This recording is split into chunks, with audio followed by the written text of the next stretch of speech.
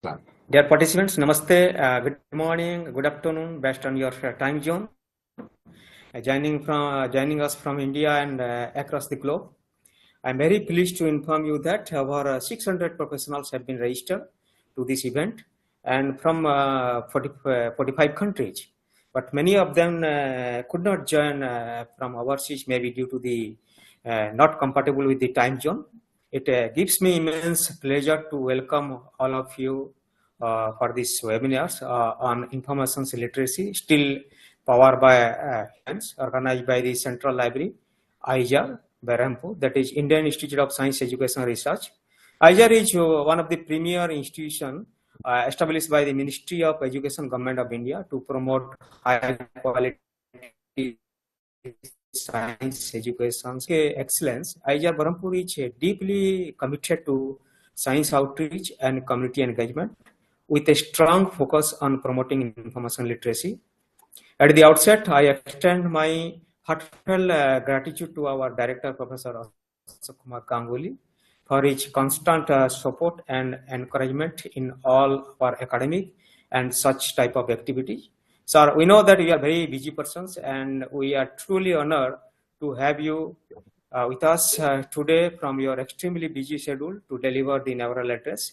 Your visionary leaderships has always inspired us to explore new dimensions of learning, research, social responsibility at IISER Berhampur. It is also my great privilege to welcome our distinguished speakers, Dr. Alison Hicks, Editor-in-Chief of the Journal of Information Literacy and Associate Professor at the University College London. Dr. Hicks, we are deeply honored by your presence, and thank you for accepting our invitation to share your expertise on this vital theme. Your pioneering work in information literacy research and education has been a source of inspirations for librarians, educators, and scholars worldwide. The topic that the information literacy still powered by humans perfectly capture the spirit of our times.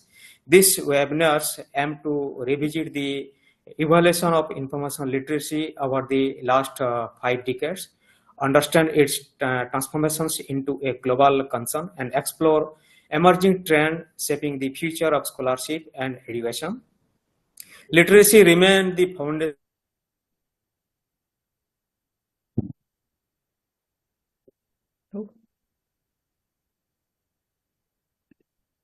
I think Dr. Nihar is frozen.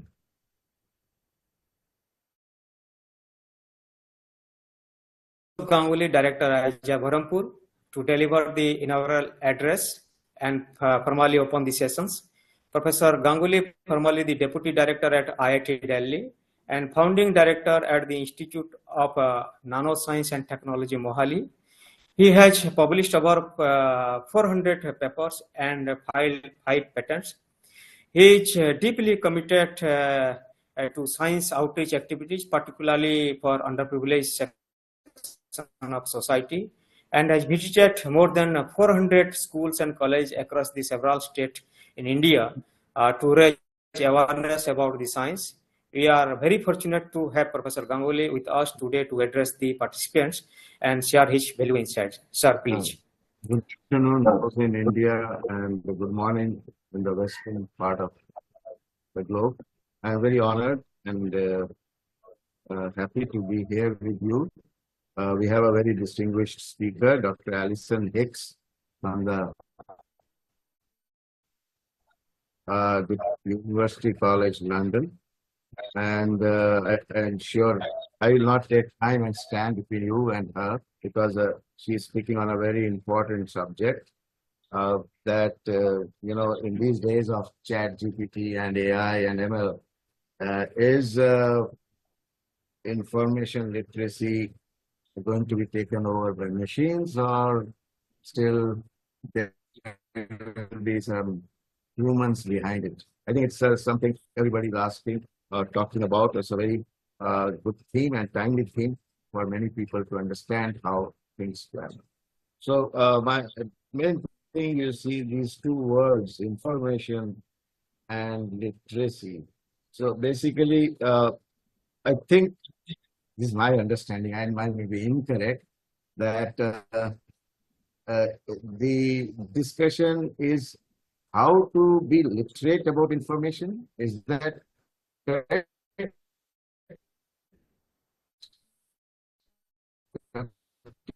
Hicks? That's pretty Okay. good. Yeah. So because also how to deal with information and all this comes under this. Okay. So I understand it's a very important topic, and with so much information available and so less time for people to go through information, that we have a lot of things which are not nice happening in the world because of lack of proper understanding of the information, or lack of in-depth study of a particular piece of information which is available. This is one issue certainly which bothers many people, that people are kind of trying to do a fast food kind of job of a lot of information without getting into the depth of each course of study or anything, with mounds of information available. So how does one go about, making a impact today with all this information and with lack of time? How does one go about? I don't know whether Dr. Hicks will touch upon that, but to me, this is a real challenge. How will youngsters, with their diversions and distractions and these mounds of information, become something knowledgeable or literate in a particular discipline, which will make impact in their chosen disciplines, and which will bring about an impact in society? So I think these are all interconnected. This heaps of information. How does one things which are relevant, important for a particular person, a particular project, a particular discipline, and how does one go about negotiating in a limited amount of time which everybody has at his or her disposal? I am sure Dr. Hicks knows much information, and I'm sure she will give you the best of this time. I won't stand between you. I think it's a very tough time for students these days with so much information available.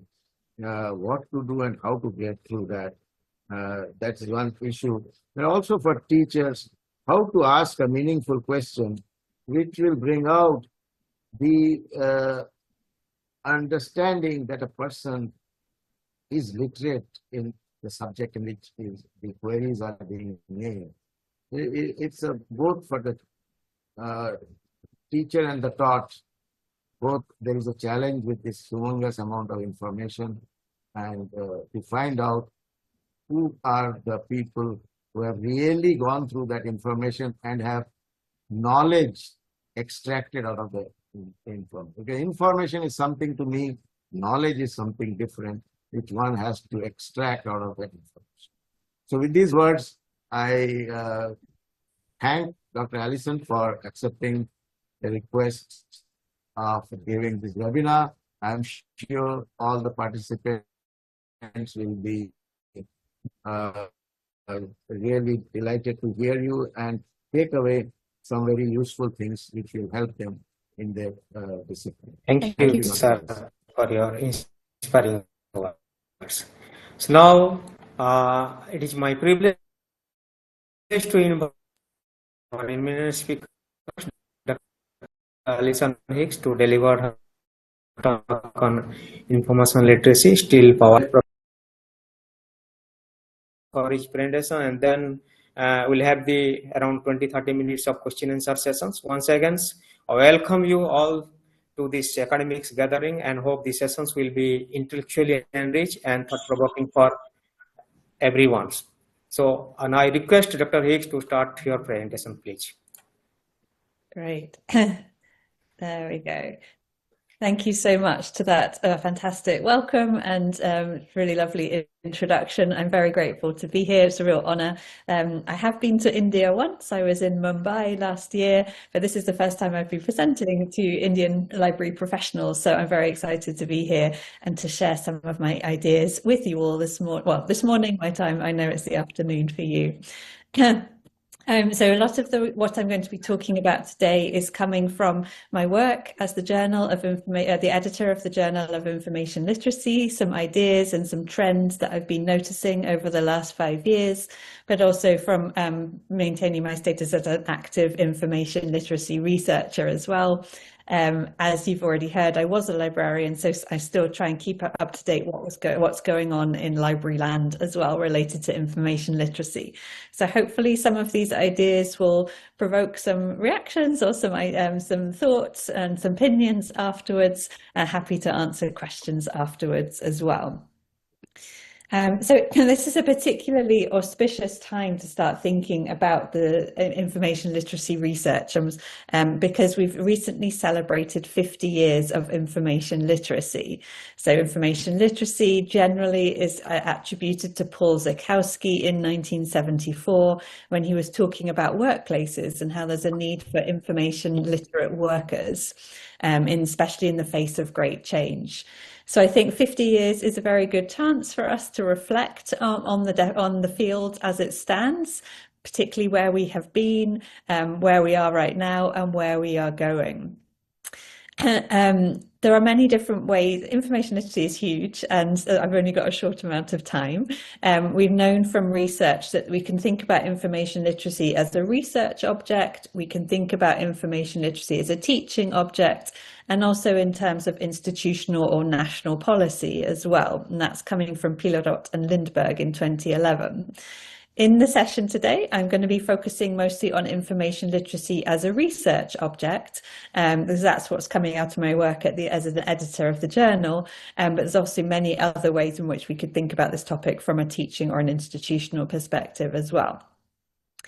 50 years of information literacy has also coincided with a very interesting social and political changes as well. So obviously we're facing a huge amount of technological uncertainty with the growth of AI, which is changing every day, and we're still thinking about how we can adjust to that. But also lots of social uncertainty as well, lots of changing political ideas, particularly in the UK and in the US. And so I think that's having a big impact on how we think about information literacy as well from particular perspectives. So that makes reflecting, I think, even more prescient and needed as well as we think ahead to the next 50 years of information literacy research. So just quickly before I begin, you've already heard my introduction, but just sort of as a reminder, I used to be a librarian, so I was really working on information literacy as a teacher, working with a lot of students in an academic setting. So I was teaching a lot of information literacy classes, working with students who were writing papers, PhD students, undergraduates, for over 10 years in the United States. I then started to sort of sidestep a little bit, and I'd started my PhD work in Sweden, and that's when I was looking at language learning, so how information literacy is implied when we're learning a language that's new to us, and that was sort of my PhD research. And then I was lucky enough to get an academic job teaching in a library school, information school in 2017. And as part of this work, I do teach a module in our master's program on information literacy. And I also supervise master's dissertations and PhD work as well on this topic. So all of these experiences are playing into the ideas I'm going to be presenting today. Editor work, and then also the 2 books that I've published on information literacy as well. So all of that just shows a little bit about my perspective and where I'm coming from. So just quickly my positionality. So a bit more detail about where I'm coming from with the ideas that I'm presenting today. I am, as you can see from my education and from my working background, I'm mostly embedded in an Anglo-American perspective. That's where most of my expertise and research has been based. So that's where my perspectives, but I'm very excited to learn more about the Indian perspective on information literacy, what information literacy looks like in India, and actively looking to encourage more reflection and thought and research in these areas as well. But generally, I'm more familiar with the Anglo-American literature. I am heavily influenced by Swedish and Australian information literacy research as well, and that's where a lot of my ideas come from.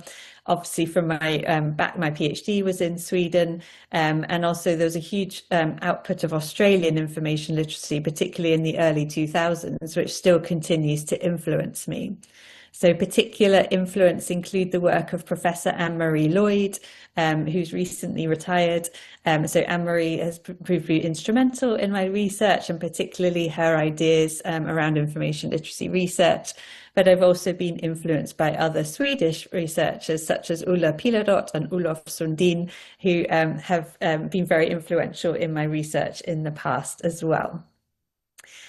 Because of my role now as a researcher and an editor, rather than somebody working in a library, I am very interested in more theoretical ideas and also methods as well. So I think that's really important when we think about research, that obviously it's about ideas and what we're looking at, but also I think there's a huge role that we haven't perhaps explored sufficiently yet related to this idea of theory. So how do we integrate theory into our information literacy research? And also, how do we consider, what methods might we consider to use when we're doing information literacy research? Traditionally, I think there has been a focus on doing testing, and I think there's a lot more scope to information literacy research than simply just doing experimental quantitative studies. So that's sort of one of my perspectives, one of the things that a hill that I think is very important. So I'll be sort of coming from that perspective as well. And very finally, I do have a few concerns that sometimes we feel like we can't criticize information literacy because it's so important, such a key aspect. We must all sort of band together to ensure that governments listen to us and national organizations. And I really respect that we've always got an uphill battle trying to get information literacy more integrated into our educational work, into our sort of national policy work as well. But I think it's really important to maintain some of that critical distance. I think it's really important, if information literacy is to grow and to thrive, that we're also engaged in criticizing and thinking about better ways in which we can engage with these ideas. Are these ideas appropriate? Do we need to rethink things? I think that's really important.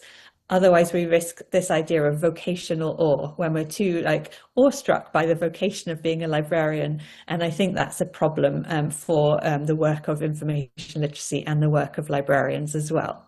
So that's another thing, another strong perspective or principle in my work. I think it's very important to maintain some of that critical distance in order to make this work be more successful. So I thought that I would start this talk by talking a little bit about some key research milestones. So over the last 50 years, what are some key milestones that I've noticed in information literacy research?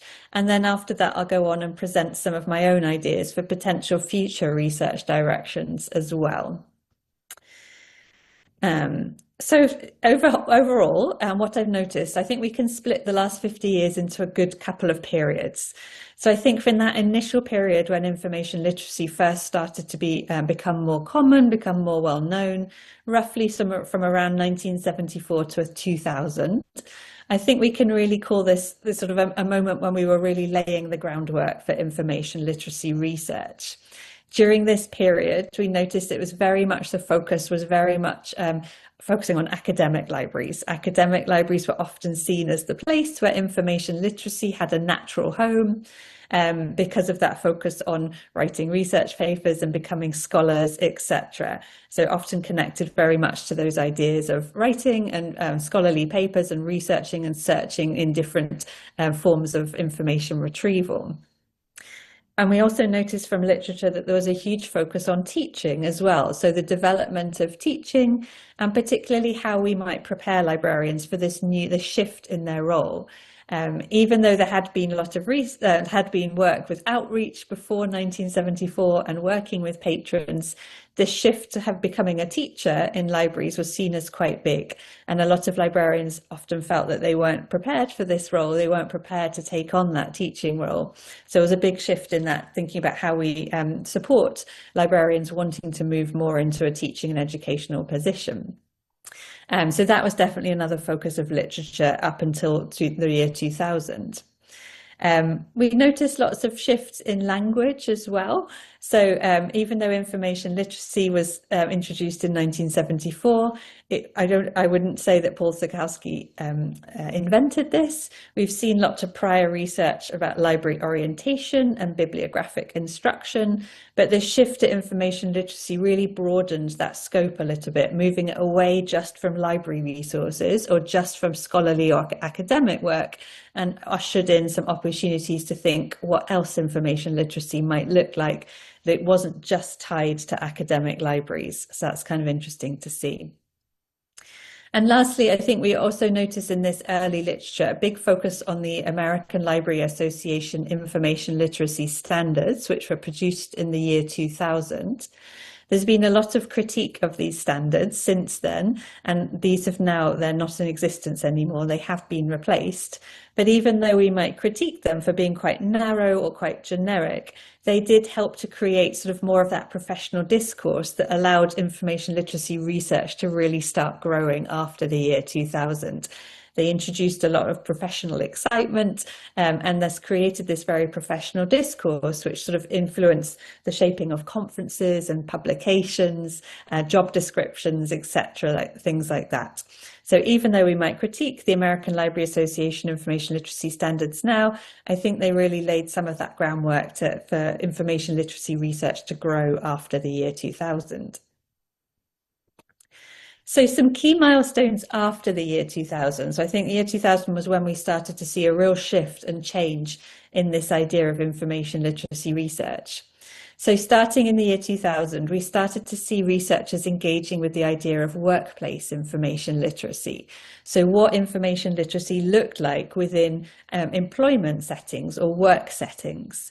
And that's kind of interesting because Paul Sikowski first initially thought that information literacy was connected to the workplace, but then we didn't really see anything else. It was very much adopted by academic libraries, and it wasn't till the year 2000 that researchers started to engage again with, okay, well, what about workers? What about people working for organizations and companies? What does information literacy look like for them? Bonnie Chuk was one of the first people to put this into practice. She studied auditors and what information literacy looked like for auditors. And this was one of the first studies of information literacy outside of academic library contexts. So I think it was really valuable for that reason, showing that information literacy was much bigger than just this academic setting.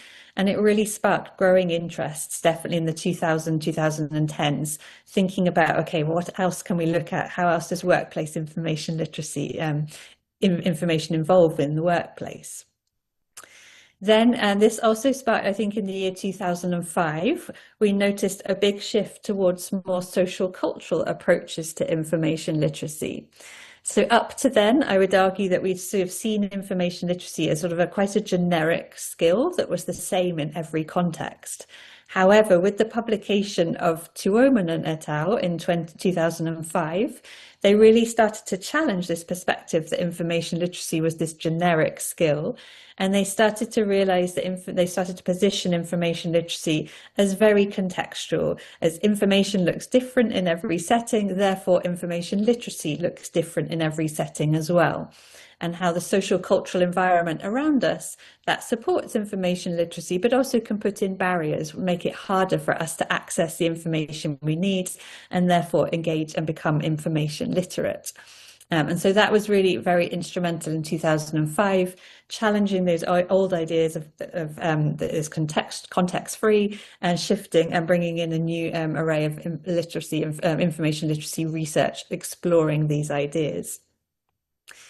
Then in 2010, we started to see more of an interest in information literacy research from practitioners, from librarians, particularly in the United States.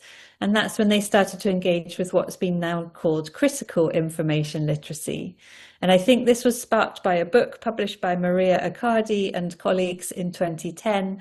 And that was sort of this idea that information literacy can't be seen as neutral, but we also need to integrate these very critical perspectives. So thinking a bit about critical pedagogy, how we position ourselves in the classroom and how we might challenge or question the political and material underpinnings of information literacy as well. So thinking about whose voices are represented in contemporary information structures and whose voices are marginalized. Why should we pay for research? You know, things like all of the economic and the political questions around access to information. And so I think that was really valuable, another really valuable shift. And we started to see more and more interest, particularly in the 2010s, in thinking about how we might engage with critical information literacy and integrating ideas of critical theory, for example, decolonization, feminist theory, queer theory, etc. All of these various different post-structural ideas related to information and information literacy. And then very finally, another big milestone I wanted to highlight, I think, was in 2017. And that was when the field saw the publication of its first theory of information literacy. And up till 2017, we'd had a lot of models of information literacy, lots of frameworks that tried to set out what we should teach in the classroom or what information literacy looked like. But actually, there haven't been much research that had gone into a lot of these models and frameworks. So 2017 marked the first time that a researcher, Professor Anne-Marie Lloyd, had really started to theorize more what we understood by information literacy and how it played out in society.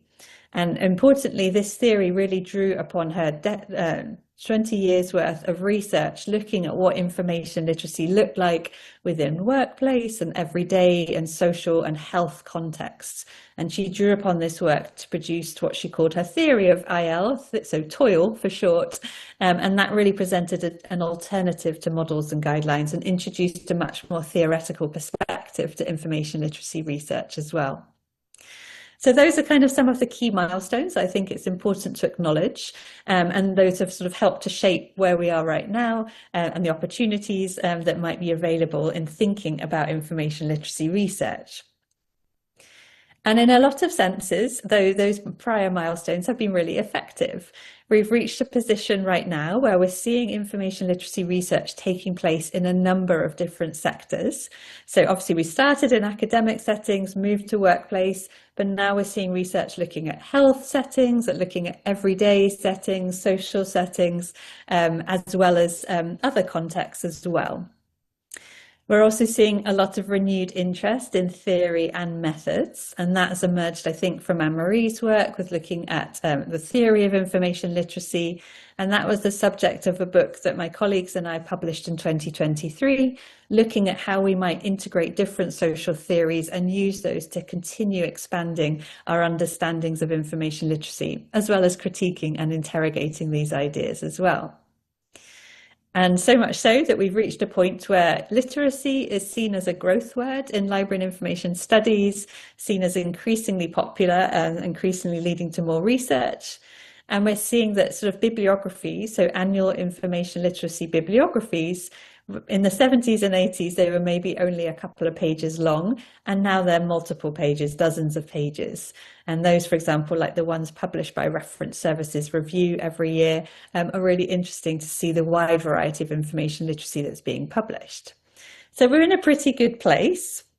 However, I also wonder whether we're in a bit of a stuck place as well. Even though we've made a great strides and made great changes related to information literacy, as an editor, I often see that we still seem to be receiving quite a lot of quite generic research studies, ones that just try and repeat other previous work or try and consolidate the work that's been done in previous years. I'm not seeing as many newer research studies often come across my desk. I'm seeing a bit of tension as well. So this idea that you can't criticize information literacy if we want to push that agenda forward. And that's a bit of a problem, as I explained in the beginning. I think we need some of that critical distance in order to challenge some of what we think are truths about information literacy. I think we always need to be open to new truths and challenging assumptions. I'm seeing a little bit of timidity, so people being scared or nervous about trying new information literacy research methods. So I said already, we've got a lot of practice doing more traditional sort of quantitative studies and tests of information literacy. I've seen a sort of a growth of surveys as well, but I've seen less focus on maybe more arts-based or qualitative information literacy research methods. And I think those research methods have got a lot of scope and could bring a lot to our research as well. And then lastly, obviously lots of complex ideas. Sometimes I do see quite superficial engagement with those complex ideas. For example, the idea when we're thinking about critical theory, decolonizing work, feminist theory, etc. I think these are really complicated ideas, and I think we need to think very carefully and reflect on this theoretical work rather than just assuming it moves over very quickly. I think we need to be quite cautious, and I think it's really good that we're engaging with complex ideas, but we also need to make sure that we're putting the thinking in rather than just trying to be trendy or cool or whatever is hot at the moment. So that's kind of where I am right now. Lots of amazing progress over the last 50 years, but also lots of space still for opportunities for growth and for bringing in new ideas and approaching new ways of thinking about information literacy research. So this is now where I'm going to talk a little bit about 4 potential future research directions for information literacy research. It was quite hard to limit myself just to 4. So this is just a snapshot. If your ideas are not included in these 4, please don't worry. I would really love to hear more about your own ideas. This is just my perspectives and just a snapshot of some of the key ideas that I think are interesting, but there's a lot more scope out there. So one idea that I think is really interesting, is particularly at the moment as we engage in a lot of social change, is this idea of censorship and intellectual freedom.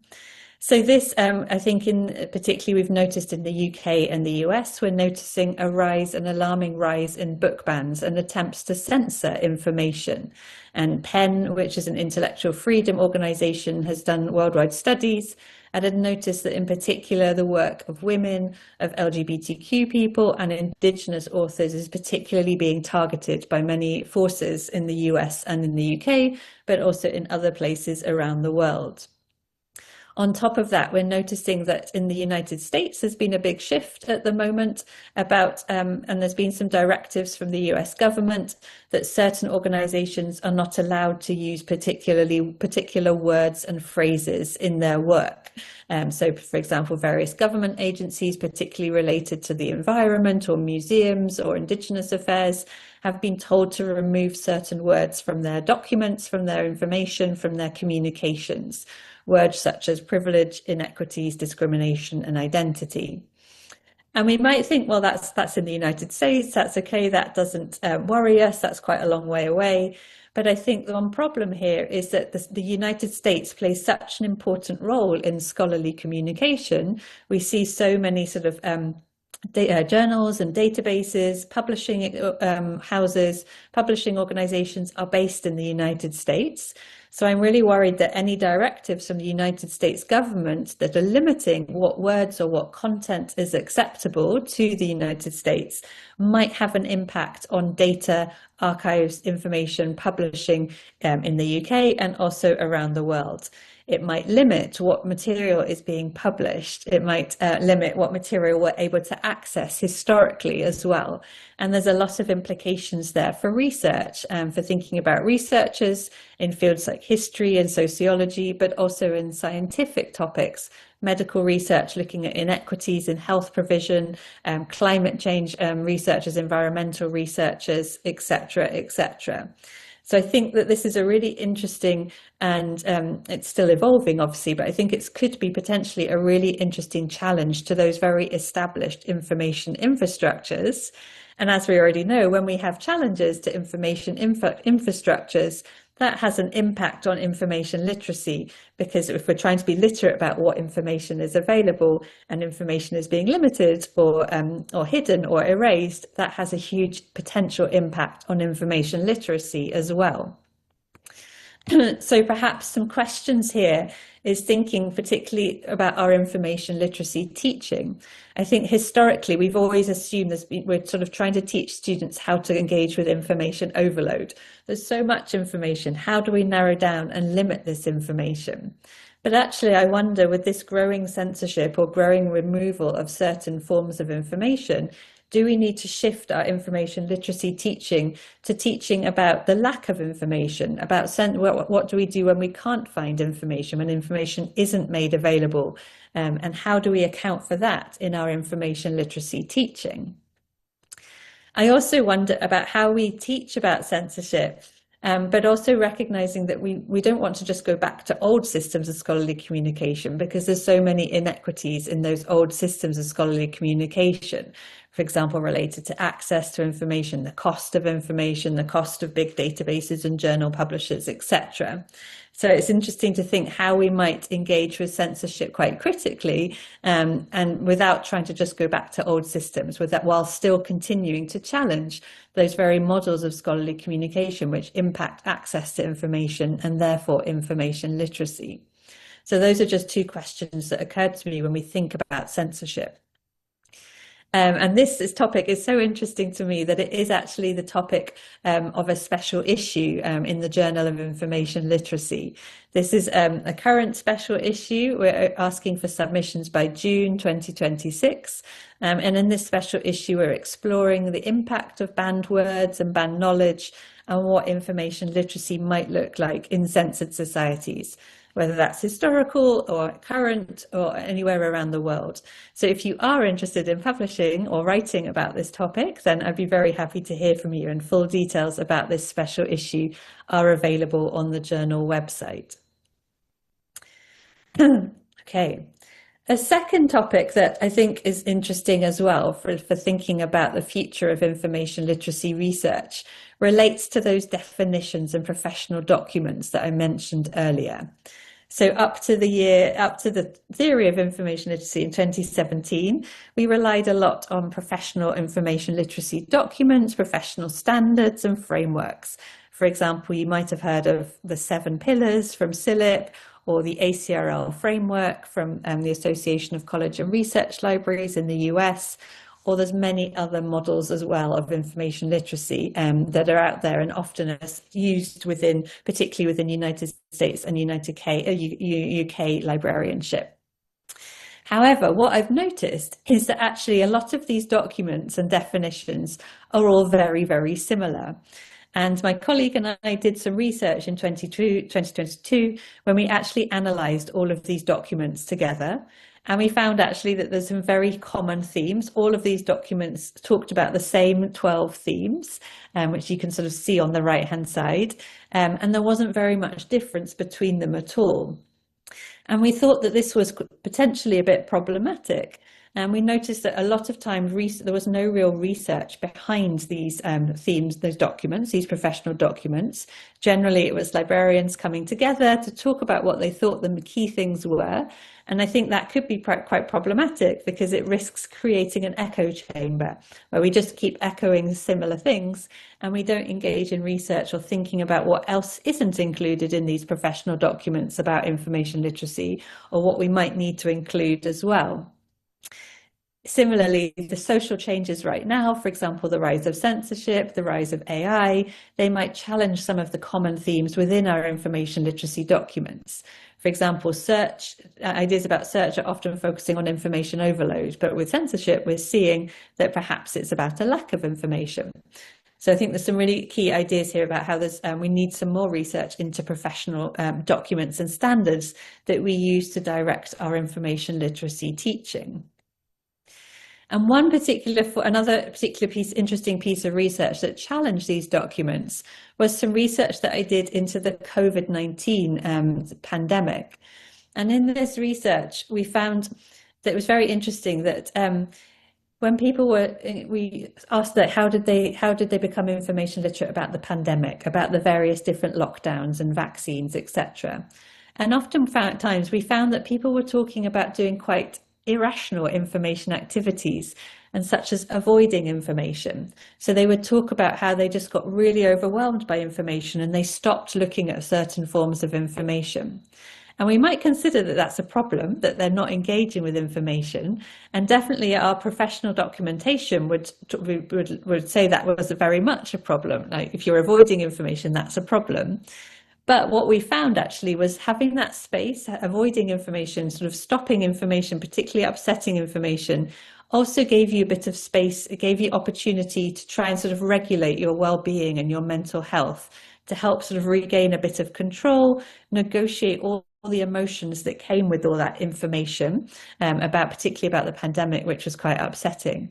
So in a way, avoiding sort of gave you a bit of a space in order to process information. It allowed you to process all those emotional aspects as well, regain some of that control at a time when we didn't feel very much control over the situation.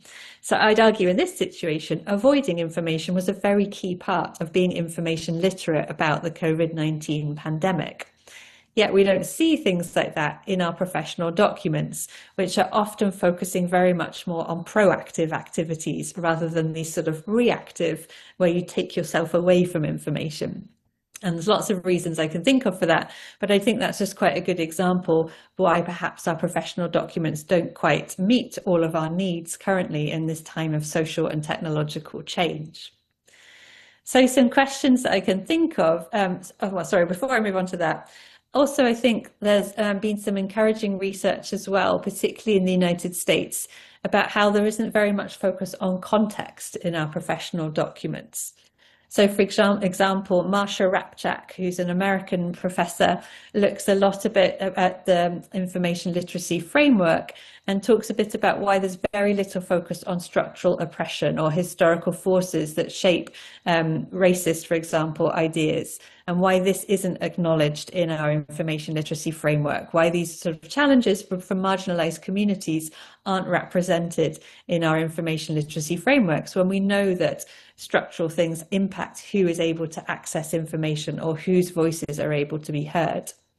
And the same as Sophia Lung and Jorge Lopez McKnight in 2020 wrote about how these documents never engage with these very dangerous, problematic ideas about white supremacy, for example, and how that is still a structure of domination in the United States and in the United Kingdom, and why we aren't engaging with these ideas in information literacy frameworks. So that's more research, sort of again engaging with thinking a bit about sort of challenging those information literacy documents and narratives, and perhaps that they're a bit out of date or don't engage with current social realities. So that leads me to ask a few different questions. First of all, like how we might integrate research into definition frameworks instead of just having these echo chambers when it's just a lot of librarians talking to each other and sort of mimicking that professional discourse without challenging it. How do we actually base definitions and frameworks on research? What research might we need to do in order to build new definitions and frameworks? And also, how might we acknowledge context within these frameworks? Is that important? How do we think about what empowerment looks like? Is it just about doing proactive activities, or might it also engage with reactive activities? Does empowerment that idea of creating space as well as engaging actively with information literacy? How do we design research to explore these ideas? And that's, I think, really important. We often associate information literacy with this idea of empowerment, but when you dig into the literature, there's very little research exploring what that means. So is this just an assumption? Is this just a nice idea? Or is empowerment very much linked to information literacy? I don't have any answers, but these are just some questions I think we as a profession need to ask. Okay, excuse me. So a third idea that I think would be interesting for thinking about future research is going back to workplace information literacy, which, as I said, was very big around the year 2000, and also formed the precedent for 1974 and Paul Zukowski. We saw it was important because it was really challenging this idea of non-academic settings. So the information literacy was important in non-academic settings. And we also, later research also challenged this idea that information literacy was only valid for people working with in white collar professions, so people working with at the computers and desks in organizations. So research showed, for example, how information literacy was also important for more manual or vocational professions, such as being a firefighter. And so in that big period in the 2000s, 2010s, there was a lot of research engaging with all these really brilliant questions, challenging this idea of what information literacy might look like within a workplace setting. However, we haven't really seen much research since the 2020s. There seems to be a bit of a slowing down of research, and I'm not really sure why that is so, but I think that's a bit of a shame, because I think there's a lot of scope still for thinking about workplace information literacy. There have been a few exceptions. So, for example, Diana Sobota, who's a PhD researcher in the Czech Republic, in Slovakia, so she's been looking at critical information literacy and workplace information literacy and how we might combine the two. So how we might think, what does information literacy look like when we're trying to challenge working conditions, for example? And she frames that as this idea of decent work. So how does information literacy help us to attain or engage with decent work, this work that is well paid and remunerated and respects human rights, for example? So that's been a really interesting new approach that Diana's been working on with her PhD research. There's also been a little bit of research about libraries as workplaces as well. And Liz Galuzis published something in 2014, which was quite interesting, talking a bit about how in libraries there's quite a lot of secrecy, and perhaps we don't espouse this sort of idea of open information access. It sometimes can be quite hard to learn how to be a librarian, to use information to become a better librarian. So that was kind of an interesting study, thinking a bit about libraries as workplaces and what information literacy looks like for library employees as well. So I think those sort of questions ask us to move beyond. I think we've done a lot of research looking at that transition into the workplace, so how we support workers looking to transition into the workplace, and actually think about what else is there about workplace practice where information literacy might be important. And I wonder about things like innovation. How does information literacy support innovation and change? What about changing careers later in life? How does information literacy look like? What does it look like for people changing careers, etc.? And then also sort of building on Diana's work, sort of thinking a bit about how we connect workplace information literacy with new changes in the job market and workplace markets. So, for example, contemporary challenges such as worker exploitation or risky activity. What does information literacy look like in those contexts, and how might we support those forms of information literacy as well? Okay. And then my very final topic as well that I wanted to raise was this idea of disability and neurodivergence. And I used this picture on the right of somebody. You could barely see that person on the right-hand side, the picture, because there's very little research. It's just quite shocking to me. I don't know why. Why is there no research on looking at what information literacy looks like for disabled people or for neurodivergent people as well? We can see there's an increasing focus on race and ethnicity within information literacy, but there just hasn't been a corresponding increase looking at disability and neurodiversity.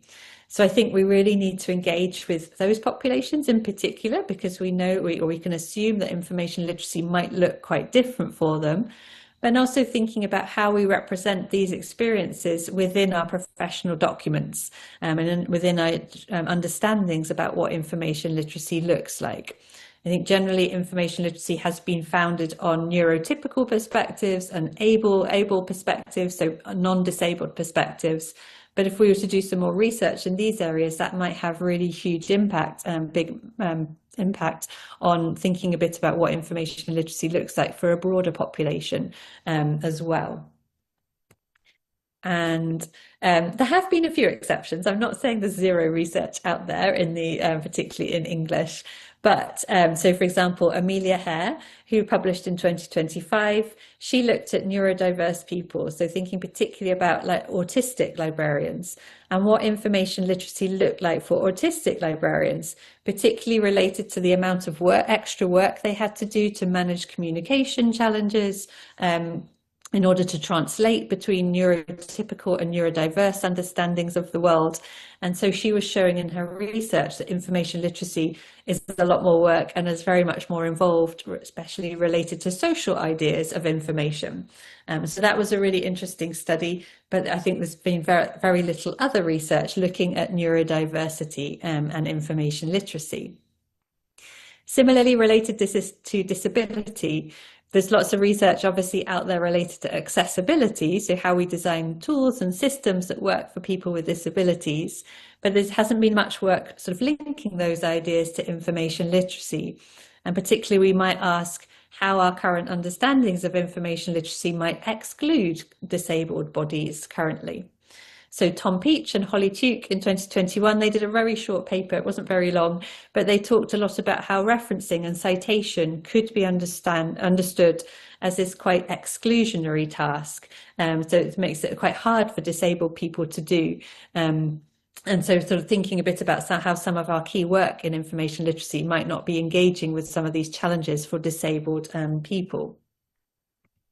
So I think some questions here that we might think about when we're thinking about information literacy research is how do we bring the body into information literacy research? We use our bodies to access information all the time, and we also use other people's bodies. We watch people, we observe them to know what to do in specific settings. The body is a really important information resource.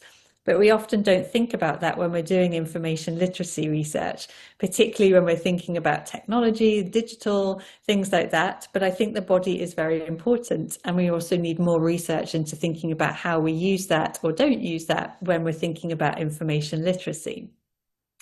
And similarly, how might disability challenge conceptions of information literacy? What we think we know, our assumptions.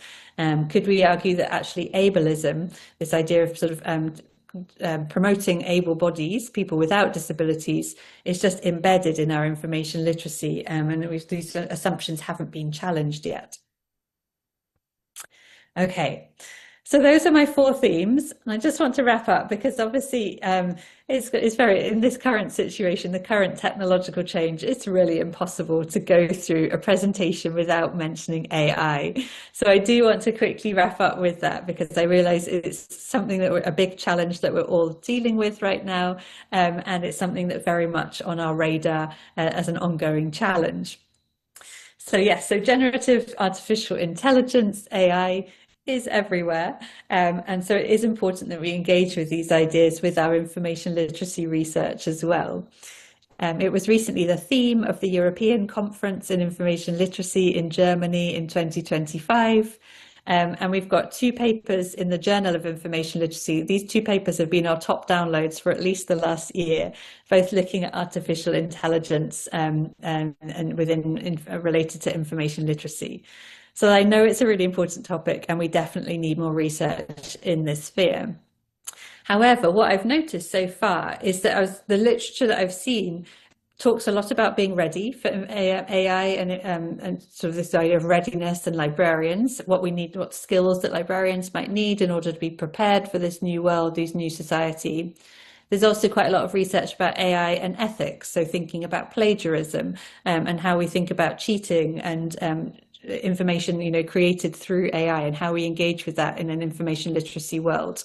And through that information literacy, sort of AI literacy, what might AI literacy look like, and how does that connect to existing models and standards of information literacy?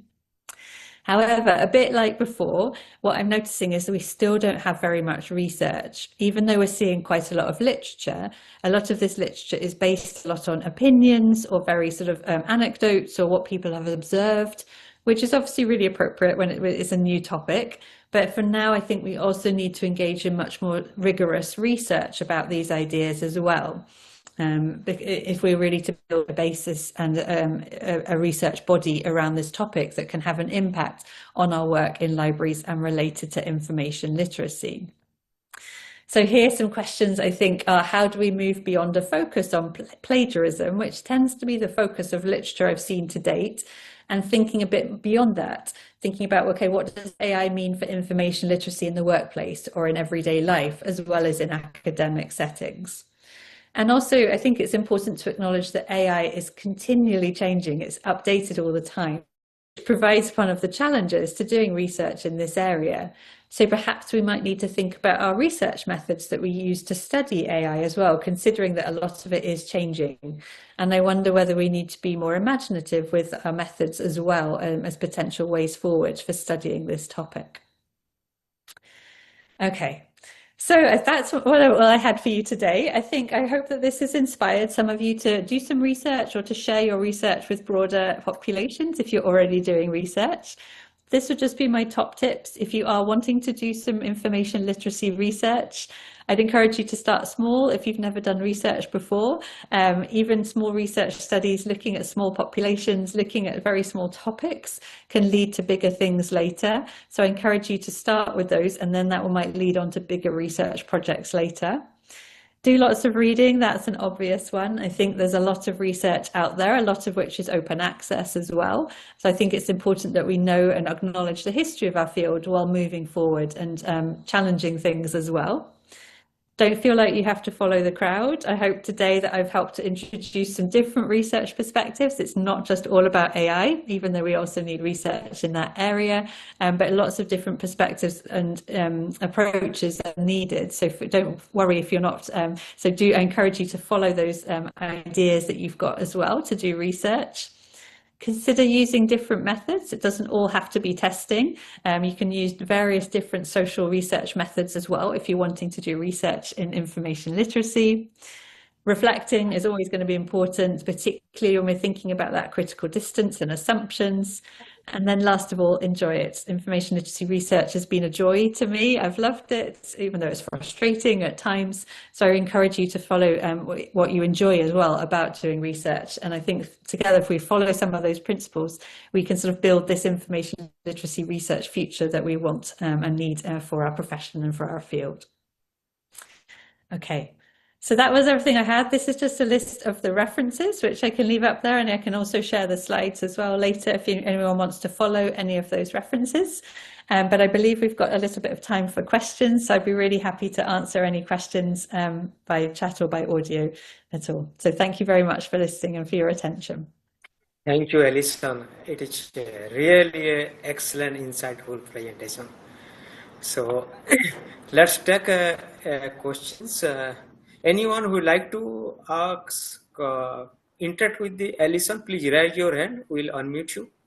Else, we'll take your question from the question and answer session, Q&A box. Yes. Okay. So, yes. So do you want me to ask? I had one question about the rise of information and need for information literacy and religion.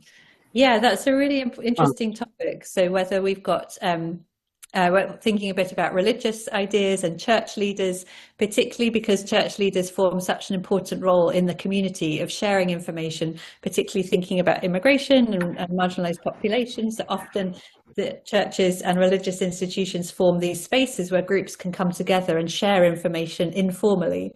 So I think there is a really important role there to think about how we support church and religious leaders in this new role, particularly related to social work and social marginalization. Excuse me. Oh, yes. Yeah, I want to ask one question, madam. Oh, yes. Just 2 minutes and then I'll just finish answering this one and then over to you. Okay, okay. So I think one thing that's interesting, I haven't seen very much research on religious leaders, but there has been a little bit of research into information intermediaries. So thinking about non-librarians, people who share information and what that might look like. So that could be a good angle, but I definitely think this is an area that needs more research into it. So thank you for that question. Yeah, Dr. Pankaj, would you like to ask? Yes, sir. Thank you for allowing me to ask the question. Myself, Dr. Pankaj Kumar Singh from IIT BHU. Your presentation was very nice, madam. My question regarding the publication, day by day and time by time, the cost of the publication as well as the conference charges are increasing higher and higher. And that will be not good for the good writer who wants to publish their paper and that is not able to manage the money. Then what is the aim of this publication unit? How the publication unit is going to support the good writers who are interested to publish their paper in lesser and lesser amount? And that I want to know. Yeah, thank you so much for that question. And it's such a challenge, the rising costs of publications and the profits that publishers are making as well on the back of librarian and academic labour is really challenging. And I think it has a huge impact on access to information, the free exchange of information and sharing with the broader population outside of academic spheres. So I think, as librarians, as information professionals, encouraging the use of open access publications, supporting that work is really important. There's been a lot of work around scholarly communication and how we might support those shifts when we're working with researchers as well as in our own practice. But I also recognise it is hard. For example, the Journal of Information Literacy, which is the one I edit, we're at open access, but it's all done with voluntary labour. And so if someone quits or can't carry on anymore, then we're really stuck because we can't pay people for this work. And particularly with AI, we're getting new challenges where our copy editors have to look at references and citations to check that they're not made up or imagined. So I think that pushing open access is the only way forward we can do that. But I also recognise the huge labour implications and the challenges it brings, particularly because it's unremunerated work. So that's, a real ongoing challenge for us all. Actually, I am here in the IIT BHU. So there is no difficulty of searching the paper and getting the information. But still there is problem of the publication. That is a very much, yesterday I have just applied a conference that demands about 5,000 for the abstract publication and another conference requiring 13,000 for the paper publication. And that is a very big challenge to do this type of work. So I think this should have to be reduced in cost as much as possible. That is a very big problem in the Thank you, Dr. Pankaj. Yeah. Thank you. So we will reply. If you will send your question to our email ID. There is one question from Ms. Trey Nguyen. She is from Vietnam. She is my friend also. So her question is that what is the most used digital literacy framework into the universities nowadays and why? I'm sorry, could you repeat the question? What is the most used digital literacy framework into the universities nowadays? Yeah, so it's interesting. Digital literacy is a really tough one. In the UK, which is the context I'm most familiar with, there was one produced in 2006 by JISC, which is an organisation looking at digital skills. But there hasn't really been updated since then. And so I think that's a huge problem. It tends to also focus a lot on skills, like the traditional, like using a computer or operating a mouse or a keyboard, which is a bit outdated nowadays. We need much more sophisticated ideas, I think, related to digital literacy, particularly related to evaluating information, the idea of deep fakes, for example, where you can fake photographs, fake videos, things like that. So I think that digital literacy was really big in the 2000s, but I haven't seen it updated since, which is a real challenge and problem I would see for our field. Yeah, another question from the Hema Bhatiyan. What competencies are essential for a user to distinguish between the human-generated and AI-generated information? Oh, that's a really tricky one. Yes, and I wish I knew the answer to that. I feel I could be a billionaire if I knew the answer to that question.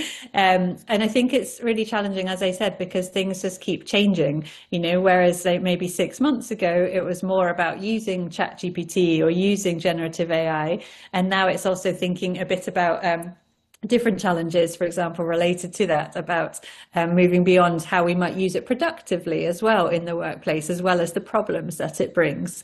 I think also it's one thing that I've been reading a lot about is whether AI might form a bubble, you know, a bit like we had the dot-com bubble in the early 2000s. There's been so much investment and so much environmental impact for AI. Can this last? Or what challenges might it all the investment disappear? And then what happens for information literacy? So yeah, I haven't done any research in this area, but I think it's something that's very, very important as we keep going, and something to keep on top of the other changing ideas as well. Another question from Mr. Manoj Kumar sir. What is the role of libraries in information literacy in the age of AI? How do libraries play a vital role in this? Can you provide some insights or example of the best practices from UCL? Yeah, I think for libraries, because we are information professional, I think it's our role to ask those hard questions as well. You know, so talking a little bit about, sure, how do we use AI and how do we not use AI, but also thinking a bit about what changes this makes to the scholarly infrastructure. For example, how do we preserve AI information or use it in future or historically refer to it, for example? What changes might it make to the work that our scholars or researchers are doing, for example, in the archive, when things are conditioned by algorithms and what algorithms are available to people? How does that create, again, echo chambers? So I really see a big part of our work as asking these hard questions, as well as encouraging people to learn how to use and play around with these tools, as well as to challenge these tools. Particularly, as I said, from an environmental perspective, there's lots more tricky questions about whether it's worth this or whether we should be integrating AI in our databases, for example, particularly when it's pushed by publishers and editors. So I really do this idea of challenging things, not assuming things, I think is one of the most important aspects of AI work that we can be doing right now as information professionals. Yeah. So there is a question from Subham that regarding the financial literacy, how the library promoting the financial literacy. Yeah, that's a great one. And I think there hasn't been enough research. I feel like I'm just saying the same thing, but there hasn't been enough research on that at all either. I think especially in public libraries in the UK, they have been doing a lot with financial literacy, but also it's a lot of banks in the UK have been looking at these ideas as well. And so I think that can be problematic sometimes because banks obviously have a very particular perspective. So I think it's important that public libraries and other libraries are engaged with these ideas about thinking about information related to financial issues. What does it look like? Thinking about managing information, that sort of personal information management related to financial issues, and also changes over time, part of the life course, thinking about, you know, saving for pensions and things like that. So I think is a strong connection there with information literacy, and perhaps we need to be doing more research into that area too. Yeah. So many participants are not using the question answer box. So I'm confusing which one I should read, whether chat one or the question answer box. Let me go to the chat box. Research topic is in health information literacy. And I want to know about information literacy effect on health skills. Yeah, okay. health. Sorry. It's by the Shivalakshmi Naik. Health is a really interesting one because there's been a lot of research obviously related to health and but a lot of it is coming from a very medical perspective. So how do we help people understand doctors or understand medical information, which is obviously really important, but that generally means that the focus has tended to be on reading. So how do we think about reading leaflets or like traditional literacy? And I think there's also quite a lot of scope here to think about other forms of information. For example, when you receive a diagnosis about an illness, you know, often it's very emotional, it's quite scary, it's a lot going on. And so oftentimes the forms of information you might want are biographies from other people with that condition that you have been diagnosed with, or very, you know, more anecdotal, talking about how people manage chronic illness, things like that. So I think it's important to acknowledge that health information isn't just coming from doctors. There's a lot of other scope for other forms of information as well that can be really helpful for addressing some of those ideas about body and emotion and that mental support that you might need as well when you've been diagnosed with a health condition. So I would love to see more research into that. Also thinking a bit about barriers related to access to information for certain populations. There's, for example, in the UK, there was only recently published a textbook looking at what certain health conditions look like on non-white skins, and that was only the last 2 or 3 years ago, you know. So I think there's a lot of scope here, thinking about barriers and the problems that we have as well, accessing health information for certain populations in the world. And well, another question is from Manju and Dubey. What are the present day challenges for creating a democratic information literacy ecosystem? Oh, yes, that's a great one. So democratic information literacy, that's such an interesting one, because I think often we've assumed that it's sort of the natural outcome. If you become information literate, then you'll therefore contribute to democracy and citizenship and etc. But actually, I think nowadays we're discovering that people can be engaged in quite anti-democratic information is really, really important. Some research that I've seen shows that actually, when we're talking about citizenship, people are more interested in things that are happening in their local environment, such as litter picking or local access to the park, or, you know, traffic problems, rather than national ideas of citizenship and political democracy. So I think that's quite an interesting idea as well. So I think that shows that research is so important, actually showing that we don't know very much about political ideas, you know, national ideas of political identity. It's much more focused on local ideas. And so thinking about, there's a lot of scope there for research as well. Muhammad Najmul Hassan is asking, what is the metacognitive literacy? Metacognitive literacy, that's a tricky one. Yeah, so I think reflection is super important. I think reflection is embedded in everything we do, and I encourage everybody, myself included, that's a really key part of information, becoming more expert, being able to reflect on why something works or why something doesn't work. There has been some research into something called meta-literacy, which I don't like very much, I have to say, because I think it's quite limited. But that idea of metacognition, reflecting on your work or reflecting on what you're doing, is very, very important. So I think it should be embedded in every aspect of information literacy throughout all of our frameworks. I don't think it needs a separate framework. It should be embedded in everything that we do, I would say. One of my friend, Dr. Rajpur Kampa, is the assistant professor from Berhampur University. He is asking, does health information literacy reduce health disparities? I think it can reduce. I think health information literacy can reduce health disparities, but I think it's also important to acknowledge that not every population has equal access to information, and not all information is seen as equally valid as well. So, for example, when we're thinking about long COVID or newer illnesses, there often isn't very much medical information or advice out there and things like that, you know. So I think that it's an example of perhaps where health information literacy doesn't reduce disparities, because we're not seeing enough information out there about it. But I think it can be a really huge component of helping people be able to manage their illness or manage their situation more, as long as we understand that there's still quite a lot of structural barriers that impact access to information, and that still has an impact on how people are able to engage with health information. There are a lot of questions. I don't know whether we have time or not. Gurpreet Sone asking, what is the cognitive AI? Is there for the publication, how we can then differentiate between the actual and publications? Are there any example of blockchain using the library currently? It's not related to, I think, your topic. Yeah, I don't know too much about blockchain. Yeah. Any other want to interact with the Alison? They have raised the hands. Dr. Apasab Nakel, can you please allow him, unmute him?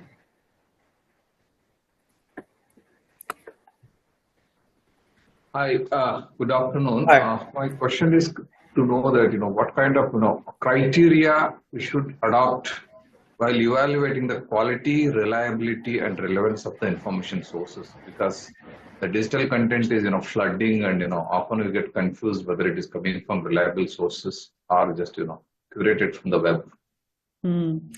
Yeah, that's a good question. And traditionally, I think we've often relied on mnemonics such as the CRAP test, currency reliability authority, etc. And I don't think those mnemonics really work very well nowadays, particularly with all this, the power of AI that can create very reasonable looking fakes that, would trick most of us. So I think that's a really tough question right now. I've seen people talking a bit about comparing information across, so reading horizontally, so comparing information between sources is a more effective way. I think a lot of organizations and institutions also have a big responsibility to make information credible, by including date stamps and including markers of authenticity as well. So I think it's we're still in a moment of flux about how we adjust our traditional understandings of evaluating for credibility and reliability for an AI age. And I haven't yet seen any ideas that work completely for me there, but I really like the work on horizontal scanning or reading across different sources. And I think there's a lot of scope there for more work. Thank you, Dr. Nakal. He is working as a librarian at Indian Institute of Management, Kozhikode. Dr. Mahadevan has raised the hand. Can you please unmute him?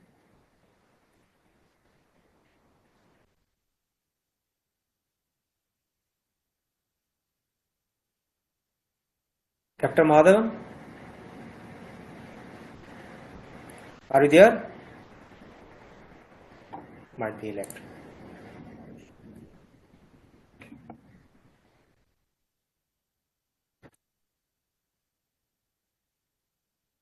Dr. Anand Kumar Swami is asking which medium is most useful to give information literacy service to public or a group of community?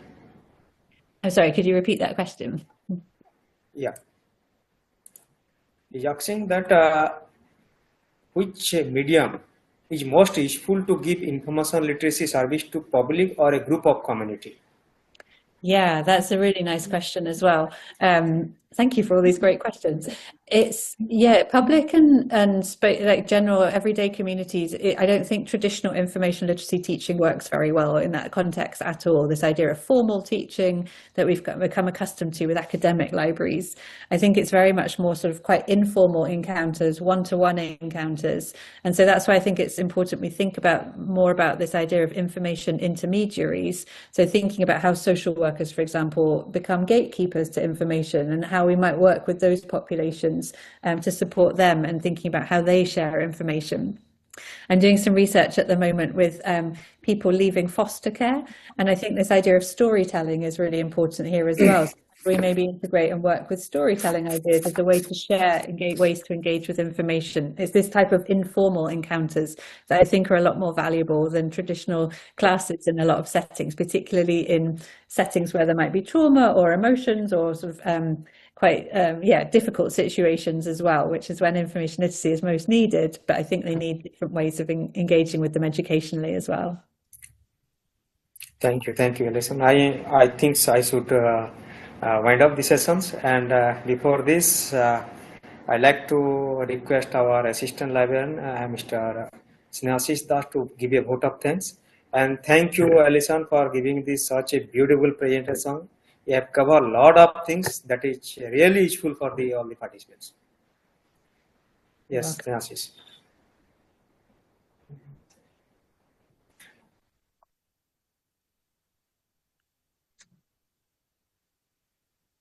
A very good afternoon and morning, everyone.